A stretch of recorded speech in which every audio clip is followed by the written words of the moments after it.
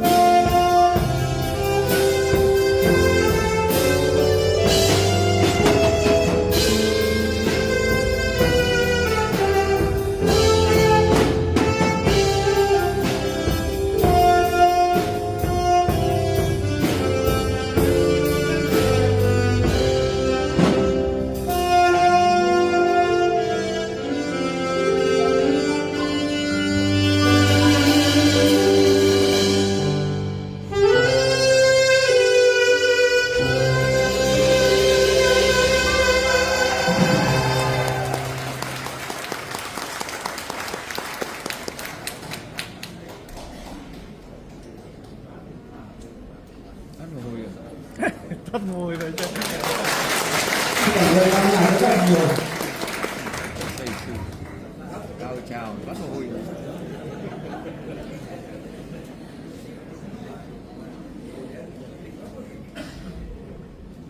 Trọng kính quý đức cha, kính thưa quý cha và mọi người. Khi cha Phaolô Nguyễn Văn Thường đề xuất lên nghe cũng xin chúng con là chuẩn bị một vài tiết mục văn nghệ cho buổi tối ngày hôm nay. Vì có quý đức cha cũng như quý cha và mọi người đến từ khắp các giáo phận trên toàn quốc thì chúng con cũng vui mừng mà cũng lo lắng. Và sau thời gian suy nghĩ và cầu nguyện thì chúng con cũng đã cùng với sự giám đốc của cho giám đốc của bệnh viện chúng con đã thành lập một ban nhạc. Đây là thành quả của chúng con suốt những ngày vừa rồi. Xin dành một tràng tay thật lớn đã được cảm ơn ban nhạc. Và một tiết mục sau đây cũng được giàn dựng hết sức là công phu